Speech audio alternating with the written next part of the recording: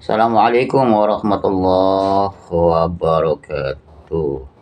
Saudara-saudaraku dimanapun dan dalam kondisi apapun, moga selalu dalam hidayah dan inayah Allah, sehingga apa yang kita perbuat, apa yang kita lakukan membuahkan manfaat baik untuk diri kita dan sesamanya. Saudaraku yang moga dirahmat Allah, PBNU mengeluarkan surat instruksi yang di dalamnya ada mencantumkan nama PWI LS yang dituduhkan sebagai organisasi dibuat untuk menimbulkan permusuhan. Ini saya kira instruksi ini ada hal yang tidak bijak, entah ini dibuat oleh siapa ya, apakah ini dibuat oleh kelompok, apakah hasil pemufakatan atau kesepakatan bersama para pengurus PBNU. Tetapi saya melihat ya, sepertinya ini surat edaran atau surat instruksi dari PBNU itu, saya kira nggak ngaruh itu bagi PWI LS itu ya, nggak ngaruh. Kenapa? Saya yakin PWI ya LS ini akan bertambah jaya dan akan banyak berbondong-bondong ya, baik daripada akademisi, intelektual, tokoh agama, dan tokoh-tokoh politik,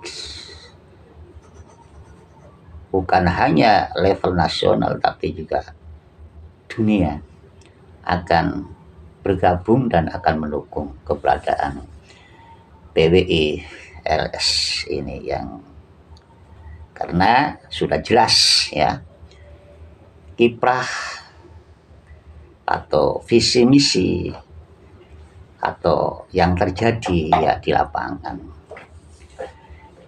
dari pengurus dan sampai kepada anggota yang terbawa dari PWLS ini adalah untuk meluruskan, bukan hanya meluruskan nasab suci junjungan kita Kanjeng Nabi Muhammad Sallallahu Alaihi Wasallam ya, juga meluruskan sejarah bangsa yang sudah diporak-porandakan oleh sebagian klan yang mengaku sebagai cucu Nabi, yang sampai sekarang tidak terbukti bahwa klan mereka adalah bersambung kepada Nabi Sallallahu Alaihi Wasallam. Bahkan instruksi ini saya prediksi akan menimbulkan perpecahan di kalangan NU itu sendiri.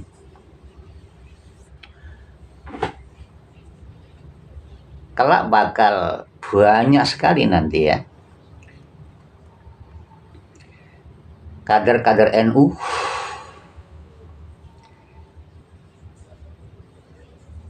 akar rumput yang seperti saya orang kampung itu akan dengan rela ikut bergabung dengan PWI LS. Kiprahnya nyata kok.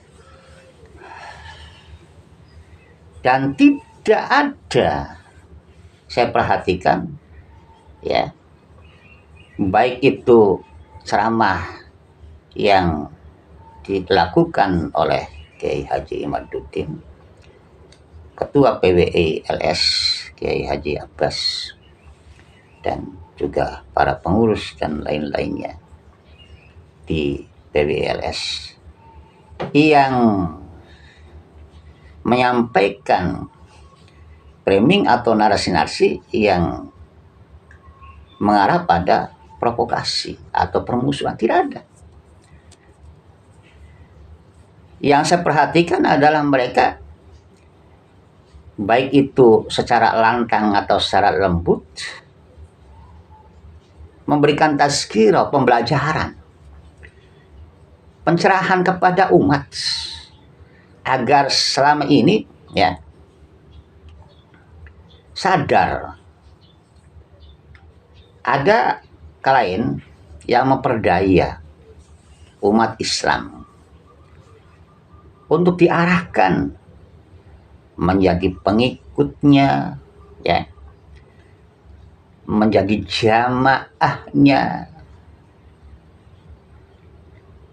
Tetapi setelah diselidik, ternyata dalam upaya-upaya mereka itu ada motif-motif yang sangat besar dan mengkhawatirkan keutuhan Nusantara ini. Tampil PWILS itu adalah menggugah, menyadarkan bahwa pengakuan-pengakuan mereka yang bersambung pada zuriyah Nabi itu hanya marketing saja, hanya tipu daya agar masyarakat Indonesia yang notabene ini adalah hampir ya semua menjunjung, mencintai dan memuliakan Kanjeng Nabi Sallallahu Alaihi Wasallam, maka ketika ada sekelompok orang yang mengaku sebagai cucu Nabi, mau tidak mau ya umat Islam Indonesia ini siap dan rela untuk mengikuti dan untuk menjadi mukibinnya. Nah, tetapi setelah adanya tesis Kiai Haji Imaduddin, ternyata pengakuan mereka itu adalah tidak benar. Pengakuan mereka hanya sekedar pengakuan, tidak tersambung nasabnya kepada Kanjeng Nabi, baik itu ditilik dari segi sejarah, manuskrip, filologi, dan lain-lain, ya, tes DNA. Ya. Kalau mereka itu betul sebagai cucu Nabi Shallallahu Alaihi Wasallam, dan ketika ada seseorang yang membatalkan, menyatakan bahwa mereka adalah bukan cucu Nabi, mestinya itu ada bantahan dengan ilmu, ya, dengan tesis atau dengan kajian yang komprehensif. Kemudian diumumkan ke khalayak, ke umat, agar umat akan jelas mana yang sebenarnya diikuti. Apakah tesis Kiai Haji Imaduddin yang menyatakan bahwa Habib atau klan Ba'alawi itu bukanlah cucu Nabi, ataukah dari Robil ya, sebagai bantahan bahwa mereka betul-betul adalah cucu Nabi dengan bukti-bukti ilmiah. Dan nyata sampai sekarang itu tidak ada golongan mereka yang bisa membantah, bahkan para pembelanya yang bergelar profesor, buya, kiai, gus sekalipun tidak ada yang bisa membantah tesisnya Kiai Haji Imaduddin. Artinya apa? Artinya ini adalah kebenaran yang nyata bahwa klan Ba'alawi benar-benar bukan cucu Nabi Sallallahu Alaihi Wasallam. Kembali kepada instruksi PBNU, ini ada ketidakadilannya ini, ya, atau ketidakbijaksanaannya ini. Kok kenapa ya? Di dalam PBNU itu kan ada wadah namanya Fatsaul Masail. Kalau memang itu anak-anak itu ya dianggap itu ada persimpangan dalam segi pengetahuan di bidang apapun ya,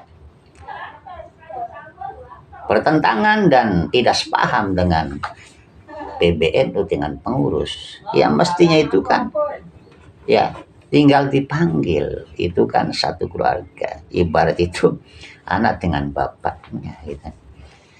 Tetapi sampai sekarang itu ya para pejuang nasab Trah Wali Songo, para pejuang nasab suci Kanjeng Nabi SAW, para pejuang penjaga marwah martabat ulama, para pejuang penjaga akidah umat ini tidaklah pernah mendapatkan panggilan untuk entah itu mengadakan namanya musyawarah, mujalasah, atau debat ya dalam bentuk adu argumen di wadabat saul masail. Nah ini yang saya kira ketidakbijaksanaan ya para pemimpin Nahdlatul Ulama ini. Kalau saya menanggapi mestinya itu PBN itu bangga dan berterima kasih ya dengan adanya anak-anak yang cerdas, anak-anak yang punya penampilan pemikiran yang berbeda ya, tinggal diuji kebenarannya, kan mudah itu kan, bukan malah mengumbar framing, bukan malah mengumbar narasi ya yang merendahkan, bukan malah ujuk-ujuk membuat surat instruksi kemudian mencatat di sana PWILS dan menuduh bahwa PWILS itu dibuat untuk permusuhan atau untuk memecah belah. Pak PBNU apa pernah melihat itu ada kaum sebelah yang mengajak perang gitu, yang memprovokasi gitu, yang mengajak seolah-olah rakyat untuk membenci pemerintah dan pemerintah dicaci maki. Ada yang berceramah, berpidato di mimbar mengacungkan pedang, ada yang perintah mengasah golok ya, mengajak perang justru dalam waktu damai. Apakah itu tidak termasuk provokasi yang akan memicu permusuhan antara umat Islam? Yang diajak itu kan mereka umat Islam, dan memerangi siapa kalau bukan kelompok umat Islam yang berbeda paham, berbeda jalan dengan mereka. Kenapa tidak berani mencegah atau bereaksi? Kenapa tidak berani untuk membuat surat instruksi, bahkan yang ada oknum Habib itu yang melarang, mengharamkan masyarakat Nusantara ini untuk mengikuti NU, mengikuti Banser Ansor ya, dengan nyata itu kan. Ada pula itu yang menghina ketua NU atau pendiri NU yang mulia Hadratus Syekh. Ada juga itu yang ngece-ngece itu, menghina dan merendahkan ulama-ulama NU dan ulama-ulama pribumi. Lah kenapa itu loh? Sampean itu tidak mengingatkan pada jajaran atau kader-kadernya ya, untuk menjauhi mereka atau setidaknya melawan atau bereaksi untuk menghadapi mereka dan mengingatkan mereka atau memberikan peringatan terhadap mereka-mereka yang ngece terhadap NU, yang ngece terhadap ulamanya, yang ngece terhadap Habib Syekh. Kenapa? Diam. Tetapi kemudian timbul, ya lahir adanya PWLS yang jelas-jelas kiprahnya untuk membela warga NU, ulama NU, membela kesucian marwah nasab Kanjeng Nabi SAW, mengkonter dan menjaga akidah yang diobrak-abrik oleh doktrin-doktrin yang memudih dan menyesatkan. Justru jalan dan perjuangan PWLS itu jelas membedakan mana hak mana batil dari arah permusuhan bahkan persatuan, untuk supaya masyarakat umat Islam Nusantara bersatu menjaga akidah ahli sunnah wal jamaah yang tulen, bukan yang cuman ucap kembar-kembar ahli sunnah wal jamaah, tapi kelakuannya jauh daripada ahli sunnah wal jamaah. Contohnya, apakah menambah rukun iman, ya, yang 5 menjadi 6 itu ahli sunnah wal jamaah? Bukan. Apakah ahli sunnah wal jamaah juga ada memperbolehkan bahwa turunan atau nasab itu adalah termulia, ya, lebih daripada takwa Allah? Apakah ada itu kan pembatasan, ya, dalam nikah antara laki dan perempuan karena berbeda etnis, berbeda kasta? Tidak. Apakah ada, ya, di dalam aswaja yang hanya cinta kemudian mencukupkan untuk bisa menjadi jalan surga meskipun tidak menuntut ilmu, meskipun bodoh? Itu tidak ada kan dalam aswaja itu. Dan silakan, itu banyak sekali paham-paham yang justru bertentangan dengan aswaja meskipun lisannya mereka katakan sebagai pejuang aswaja. Sedangkan PWLS adalah betul-betul ahli sunnah wal jamaah tulen, dan sebagian besar adalah juga menjadi kader Nahdlatul Ulama. Artinya apa? Artinya PWLS itu adalah anak-anak dan keluarga panjenengan, wahai PBNU. Buka mata, gitu ya. Kenapa tidak dimomong? Kenapa tidak dipanggil saja? Sini, tanyakan kemudian kenapa Anda kok bisa demikian. Sampai dikesankan membatalkan nasab. Tidak. Gampang kan itu. Mereka itu bagaikan anak-anak kecil. Dan kalian adalah bapak yang diamali tugas untuk menjaga marwah kejayaan NU, bukan malah membuat berantakan keluarga dengan macam-macam framing dan narasi, ya, dan instruksi yang saya kira itu tidaklah bijak isinya. Tetapi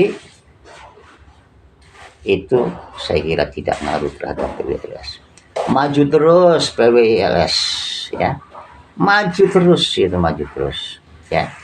Dan kita ambil dari poin-poin instruksi itu bahwa mulai instruksi itu luar berarti siapapun daripada pengurus PBNU, ya, atau pengurus NU baik dari atas maupun bawah dilarang untuk ya ikut serta